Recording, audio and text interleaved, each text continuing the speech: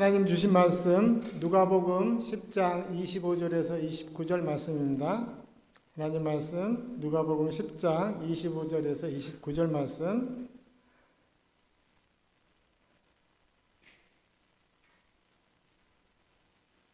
다 찾으신 줄 알고 한 절씩 교독하겠습니다.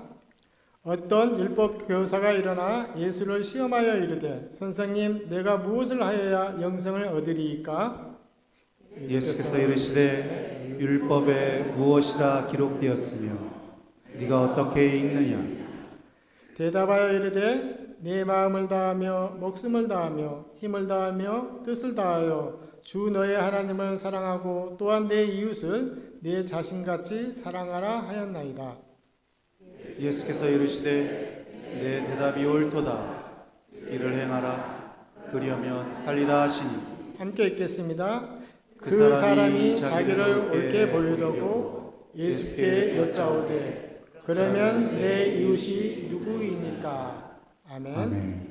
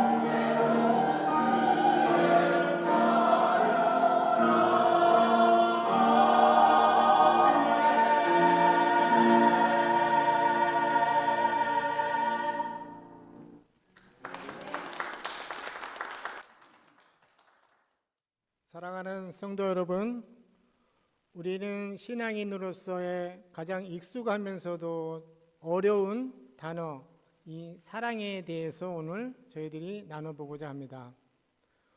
우리들은 성경을 많이 알고 계명을 잘 지키면 하나님 사랑한다라고 착각할 때가 있습니다. 하지만 오늘 예수님은 선한 사마리아인 비유를 통해서 나와 상관없는 그 사람에게 자비와 긍휼을 베푸는 것, 진정한 율법의 완성임을 깨닫고 사랑을 실천하라 라고 말씀하고 계십니다. 오늘 우리가 사랑에 대해서 살펴보면서 다른 복음서보다 누가복음서를 선택한 이유가 있습니다.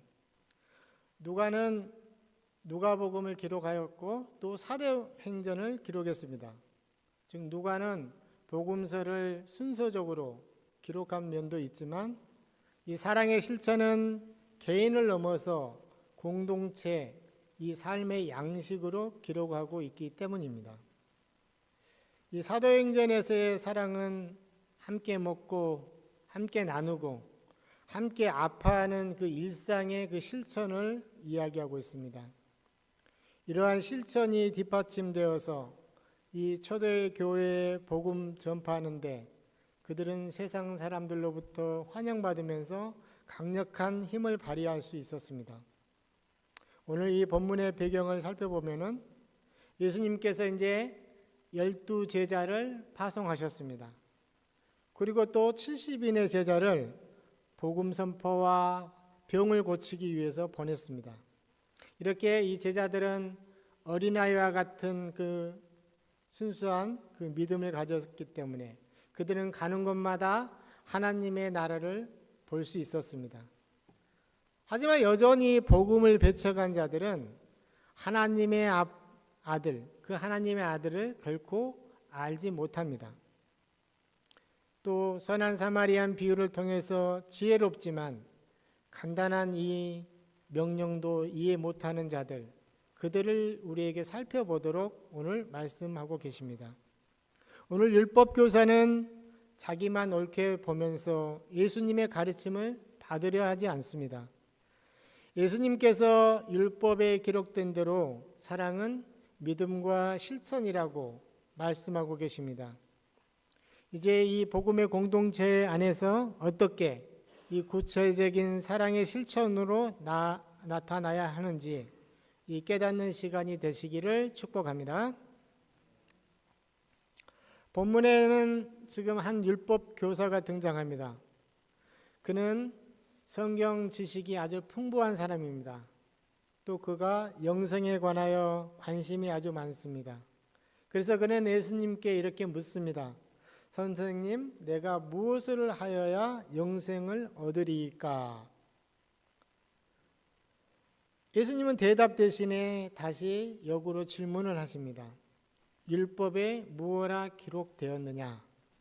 그러자 그 율법 교사는 막힘없이 대답합니다.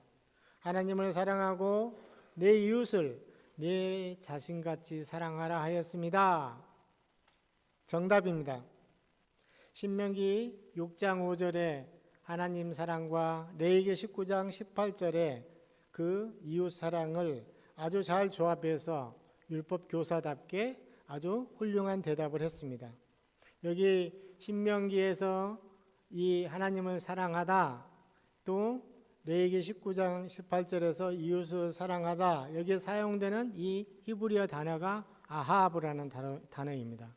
제가 한번 말씀드렸는데 아하브라는 단어는 하나님이 자기 집을 내려다보면서 기뻐하신다는 겁니다. 우리가 사랑이라는 말은 이런 의미의 성경에서 말씀하고 계신 것을 기억하셔야 합니다. 하나님이 우리 베델교회를 내려다보시면서 기뻐하시는 그 마음, 그 흐뭇해하는 마음, 그것이 사랑이라는 것입니다. 그런데 예수님이 이제 여기에서 멈추지 않고 바로 한마디를 덧붙였습니다. 이를 행하라. 그러면 살리라. 율법교사가 이 명령을 제대로 준행하지 못한다는 것을 지금 하나님이 말씀하고 계십니다. 무엇을 하여야 영생을 얻으리까? 이 질문에 지적인 사랑만으로는 불충분하다라고 예수님이 지금 말씀하고 계십니다. 성도님들, 신앙은 아는 것에서 멈추면 불충분하다는 말씀입니다. 지식적 사랑에서 우리가 행할 때, 사랑을 실천할 때 그것이 생명이 된다고 지금 예수님이 말씀하고 계십니다.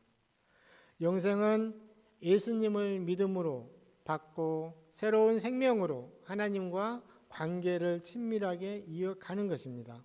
요한복음 17장 3절에 영생은 곧 유일하신 참 하나님과 그가 보내신 자 예수 그리스도를 아는 것이다 라고 말씀하고 계십니다. 여기서 안다는 것은 지식적인 이해를 넘어서 인격적으로 깊은 교제를 뜻하고 있습니다. 따라서 영생은 우리가 죽어서만 가는 그 천국이 아니라 오늘 현실의 삶을 예수 안에서 이웃을 사랑하면서 풍성히 누리라는 말씀입니다. 오늘 이 율법교사는 주님의 말씀 앞에 찔림을 느꼈던 것 같습니다. 그래서 29절에 자기를 옳게 보이려고 또 질문을 하나 더 합니다. 그러면 내 이웃이 누구이니까? 이 질문이 오늘 이 선포되는 설교의 출발 지점이 되었습니다. 그는 사랑할 대상을 선별하고 싶어 하고 있습니다. 그는 사랑할 대상을 선별해서 이웃이 아닌 사람은 제외 버리려고 하고 있습니다. 그 이웃이 아닌 사람을 제외해 놓으면은 자기 책임에서 벗어나지 않을까 하는 이 생각을 지금 하고 있는 것입니다. 하지만 오늘 주님은 우리에게 말씀하십니다. 그 경계선, 그 장벽을 허물어서 사랑의 본질로 돌아가라 라고 말씀하고 계십니다. 오늘 주신 말씀을 통해서 우리가 주님께서 원하시는 이 사랑의 본질이 무엇인지 깨달으시고 실천하셔서 하나님의 기쁨을 다 이루시기를 축복합니다.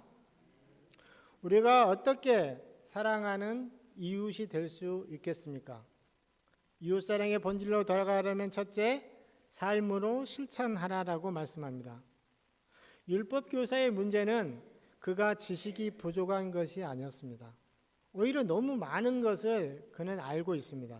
그 너무 많이 아는 지식이 높은 담장벽이 되어서 문제가 되었습니다.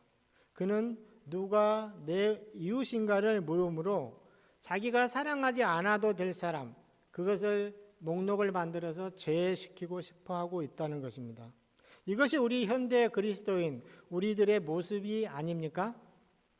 우리는 내가 좋아하는 사람, 나랑 코드가 잘 맞는 사람, 나에게 유익을 주는 그 사람만을 이웃의 범주 안에 두려고 합니다. 그리고 그 울타리 안에서만 관용하고 서로 친절을 베풀려고 하고 있습니다. 하지만 주님이 말씀하시는 이 사랑의 본질은 지식적인 동의가 아니라고 합니다. 손발의 움직임이라고 하나님 지금 말씀하고 계십니다. 성경에서 말씀하신 27절에 이웃을 사랑하라, 이 아가페, 희생적인 그 사랑을 말씀하고 있습니다. 대상에 어떤 사랑을 받을 가치가 있느냐, 이것을 따지지 말라는 겁니다. 그 대상의 가치와 상관없이 베푸시는 그 하나님의 사랑을 말씀하고 있습니다. 그러면서 이어서 28절에 행하라 라고 말씀하고 계십니다. 그러니까 사랑의 본질은 행해야 한다는 것을 지금 말씀하고 있습니다. 성도 여러분, 주님이 말씀하신 이 행하라 이 말씀은 헬라어 그 원문의 현재형입니다. 현재형, 명령형으로 기록되어 있습니다. 이것은 지금 한 번만 해봐라 라는 말이 결코 아닌 것입니다. 우리가 생명을 이으려면 계속해서 숨을 쉬어야 하는 것처럼 계속해서 사랑을 행해라 라고 지금 말씀하신 것입니다. 이 사마리아 여인이 강도 만난 자를 돌보고 그 주막을 떠나면서 주인에게 비용이 더 들면 돌아올 때 내가 갚겠노라 라고 약속했습니다. 이것처럼 우리의 행함은 끝까지 책임 있는 그 지속성을 가져야 한다고 지금 성경은 말씀하고 계십니다.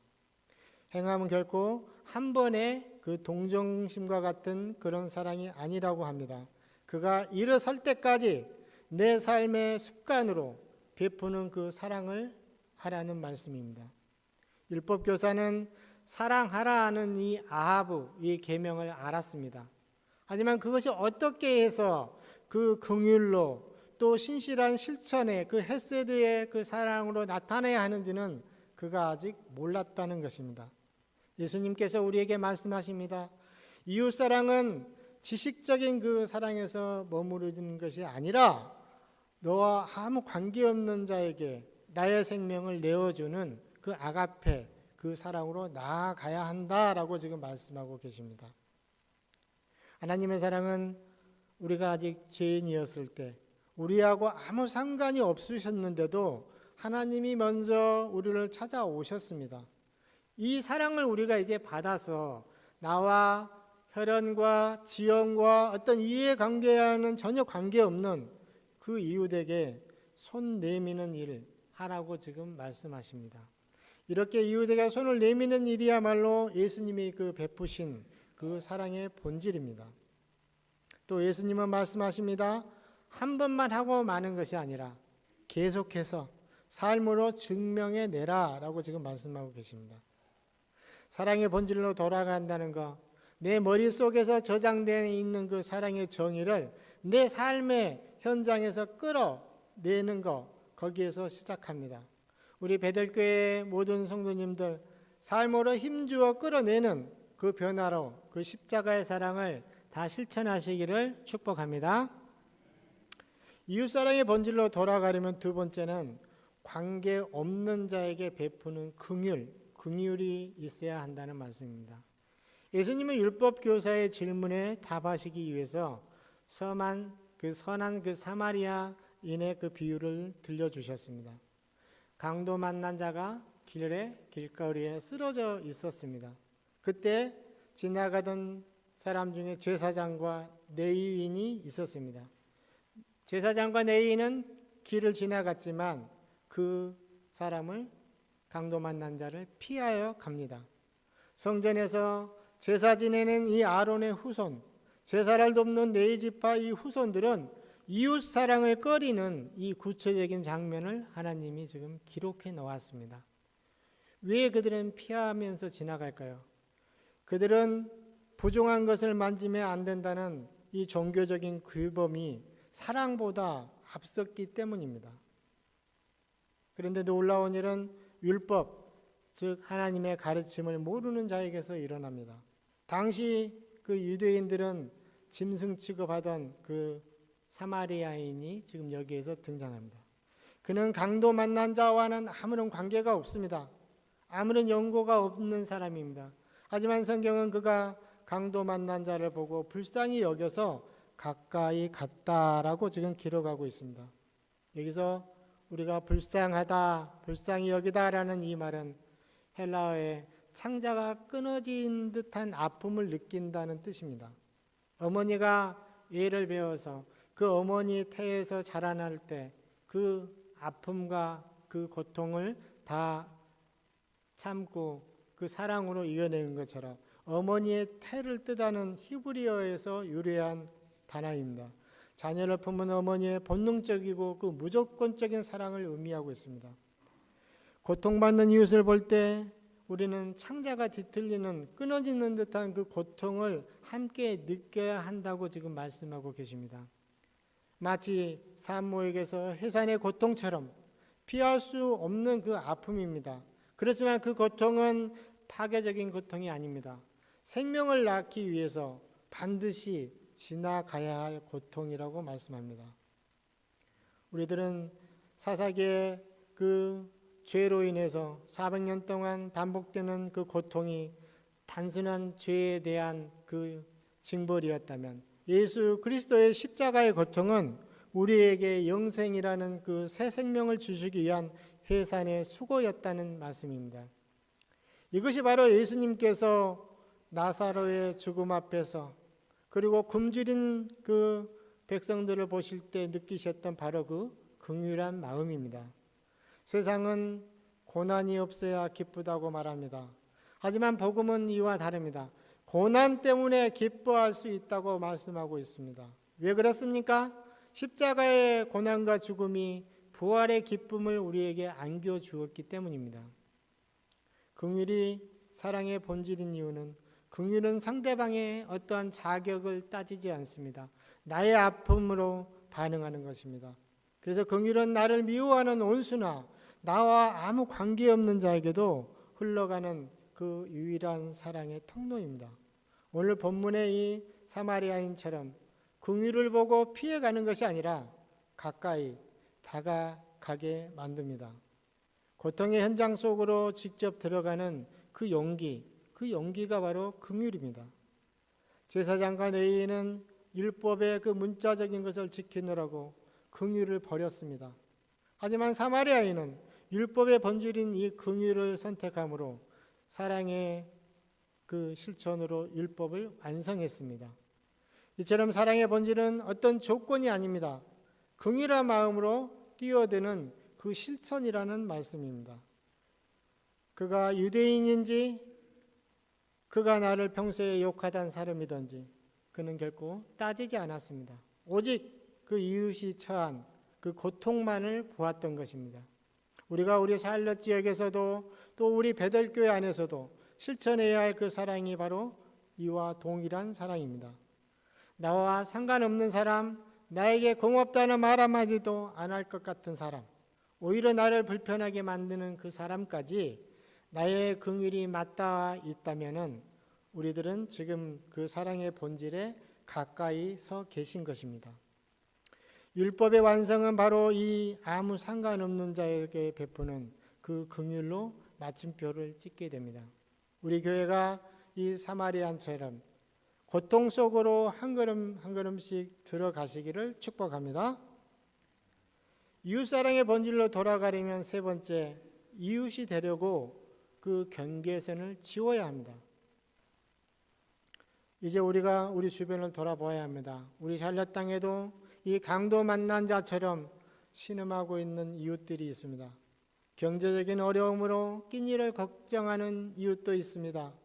현대사회에서 외로움으로 그 외로움이라는 그 강도를 만나서 영적으로 죽어가는 그런 사람들도 많이 있습니다. 또 어떤 서류가 없어서 불안에 떠는 이민자의 가정도 있습니다. 자녀들이 떠나감으로 인해서 홀로 남겨진 그런 어르신들도 있습니다. 사회적인 편견 속에 숨어 있는 이 소외된 이 계층들이 많이 있습니다. 예수님은 십자가에서 낮은 곳, 이 소외된 자들을 바라보는 것이 경건이라고 말씀하셨습니다. 그들이 누구인지는 물어보지 마십시오. 주님은 사마리안 이 사람의 비유 끝에 율법 교사에게 다시 이렇게 되물으셨습니다. 누가복음 10장 36절에서 내 생각에는 이 세 사람 중에 누가 강도 만난 자의 이웃이 되겠느냐? 이 율법 교사의 내 이웃이 누구이니까? 이 잘못된 질문에 예수님께서 이 질문으로 누가 강도 만난 자의 이웃이 되겠느냐? 이 질문으로 바로 잡아주고 계십니다. 우리는 내가 어떻게 이웃이 될 수 있겠습니까? 이렇게 주님은 우리에게 이웃의 자격을 심사하는 어떤 그 판결하는 판사처럼 되지 말라고 말씀하고 계십니다. 고통받는 자 곁에 다가가는 그 이웃 자체가 되라고 지금 말씀하고 계십니다. 저는 지난주에 저희 교회가 속해 있는 제1노회에 참석하여서 인상적인 두 가지를 배웠습니다. 아침 일찍부터 시작하는 라운드 테이블에서 건강한 리더십에 대해서 토의하면서 협력과 공유가 리더십에 필요하다고 말씀하였습니다. 목회자가 혼자 짐을 지는 것이 아니라 하나님이 세운 그 직분자들이 각각 맡은 짐을 나누어야 교회가 건강해진다고 하였습니다. 그리고 또 다른 한 가지는 사역하다 보면 다 지치기가 쉬워지는데 서로를 위해서 기도해야 한다는 것입니다. 놀라운 것은 기도 제목을 그 100여 명이 회의하는 가운데 12개의 기도 제목이 나왔는데 거의 1시간을 기도를 합니다. 그 기도 제목을 나누면서 또 그 기도를 각각 한 사람이 한 제목씩 맡아서 기도를 하는데 은혜를 많이 받았습니다. 이 지금 벌어진 전쟁 중에 나가 있는 군인이 있는 교회에서 그 군인을 위해서 기도를 또 부탁했고, 또 연로하신 분들, 또 암 때문에 또 질병 때문에 고생하시는 분들 건강을 위해서 기도 제목이 여러 개 나왔습니다.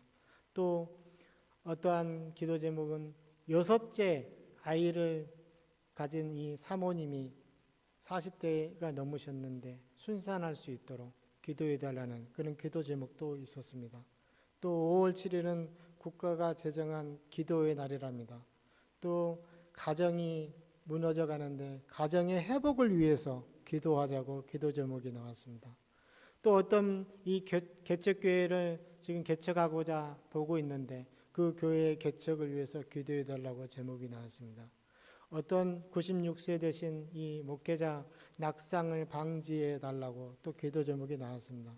이런 등등 여러 가지 기도 제목을 내고 각 기도 제목마다 한 사람씩 기도 또 이 책임자가 있어서 기도를 하는데 정말 많은 은혜를 받았습니다. 우리 안에도 다음 달에는 또 수술을 하셔야 할 그 양권사님도 계십니다. 우리가 함께 기도하면서 서로 찾아보고 손잡아주고 위로해 주셔야 합니다. 또 자기가 가진 질병보다 노화의 현상이 가져오는 그런 문제로 힘들어하는 그런 어르신들도 계십니다. 정말 여러 가지 말 못하는 그런 고통 중에 정말 힘내라고 우리가 찾아가 서로 이 위로하고 기도해 주셔야 합니다. 선교지에서도 들려오는 소식들이 결핍과 우울한 내용들입니다. 지난달에 다녀오신 그 과테말라의 유선교사님 편지 왔는데 한 달 동안 자기 학생 중에 행방불명 한 명을 찾았는데 그 어린이가 왜 병원에 있어서 찾아가 봤더니 부모가 아이를 팔았답니다. 이런 5, 6년을 자기가 사역하면서 듣기는 했지만 자기가 케어하는 이 어린이의 상황을 발견하고 몹시 힘들어하는 그런 편지를 받았습니다. 또 하이티에는 85명의 정말 부모가 없는 고아 같은 아이들을 정말 양자처럼 데리고 키우시는 그 엄마가 된 헬렌 김 선교사님 계십니다. 무정부 상태여서 거기는 지금 도시가 다 불타고 있습니다. 그래서 휴교의 상태라 학교도 못 가고 아이들은 먹을 것이 없어서 배가 고파하는데 그들을 그 채워줄 그 양식을 구하면서 기도 제목을 올렸습니다. 아이들은 또 엄마한테 각각 철없이 자기에게 필요한 것을 해달라고 요청합니다. 그러면 엄마는 그 정말 사랑하는 마음으로 그들에게 다 들어주고 싶어하는 그런 마음을 갖고 있습니다. 하나님은 이렇게 정말 어떤 처지와 어떤 형편에 있든지 반드시 하나님은 자기 일을 자기 스스로 일하실 것입니다. 사랑하는 성도 여러분, 오늘 주님은 우리에게 말씀하십니다. 가서 너도 이와 같이 행하라. 사랑의 본질로 돌아가셔야 합니다. 내가 그어놓은 이웃의 경계선, 이 경계선을 이제 지우십시오. 내가 편한 사람만 사랑하는 것은 세상 사람들도 다 하는 것입니다. 주님은 우리에게 나와 관계없는 자, 그렇지만 나의 도움을 필요로 하는 그 이웃에게 다가서라고 말씀하십니다. 우리 베델교회가 자기가 그어놓은 그 경계선을 지우고 이웃의 손을 붙잡고 하나님의 사랑을 누리고 나누시는 그 복을 다 누리시기를 축복합니다. 말씀을 마무리하겠습니다. 오래전에 읽었던 책 중에 두 노인이라는 그 책이 생각났습니다. 이 톨스토이의 이 두 노인이라는 이 단편 소설인데요. 정말 참된 신앙인의 그 이웃사랑을 담아낸 책입니다. 저는 이 책에서 신앙과 사랑의 본질을 느꼈습니다. 여기 두 노인이 나옵니다. 두 노인은 평생의 소원이었던 예루살렘 그 성지 순례를 하자고 함께 마음을 먹고 하던 일을 다 제쳐놓고 떠났습니다. 이들은 함께 성지 순례를 떠났지만 결국 서로 여정을 다르게 해서 진정한 사랑이 무엇인지, 진정한 예배가 무엇인지 깨닫게 해주는 이 작가의 의도를 보았습니다. 그 중에 한 사람 엘리샤는 길을 가던 중에 극심한 그 가뭄으로 인해서 기근으로 죽어가는 가난한 그 농부의 가족을 만났습니다. 그래서 그는 발걸음이 떨어지지 않아서 그들에게 먹을 것을 사주고 농사 지을 수 있는 말과 수레를 사주면서 자기가 있었던 전 재산을 다 쏟아 부었습니다. 그들을 살리는 일에 시간과 돈을 사용하여서 목적했던 예루살렘의 그 성지 순례는 갈 수가 없어서 집으로 돌아오게 되었습니다. 순례길을 포기하고 조용히 고향으로 돌아왔는데 또 다른 한 사람 에핌이라는 사람은 성스러운 목적을 위해서 그 성지 순례를 무사히 다 참배했습니다.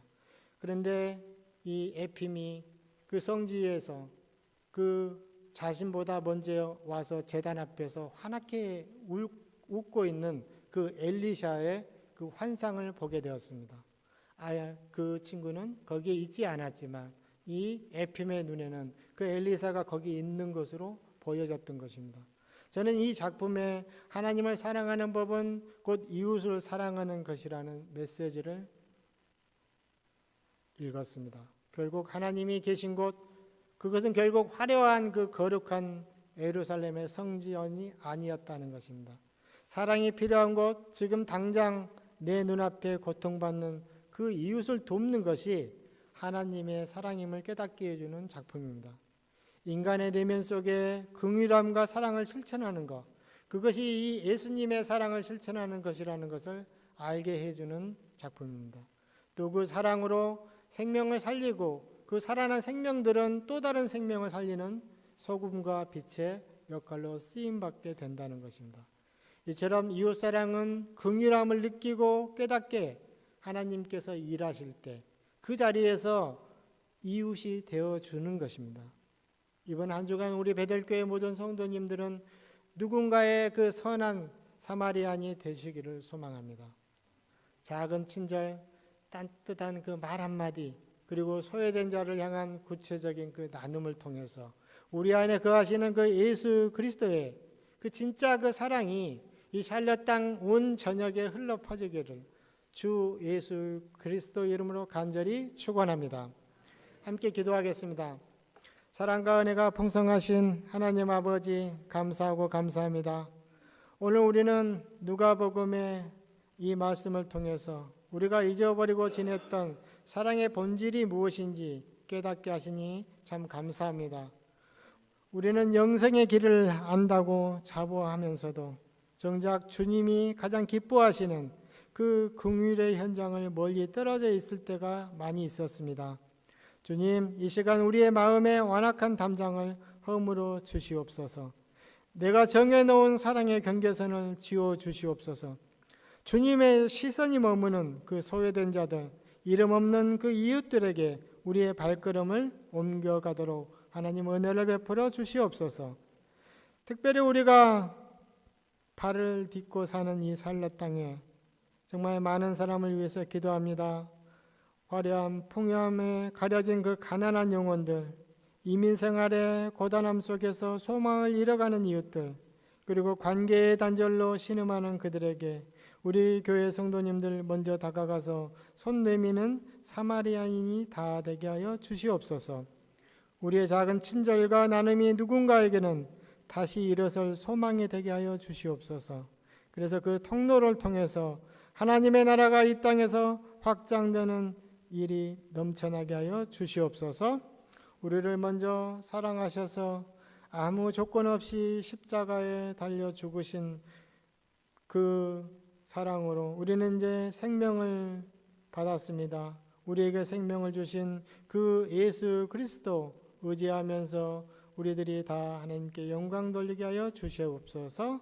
모든 말씀 우리를 구원하신 예수 그리스도 이름으로 감사하며 기도드립니다. 아멘.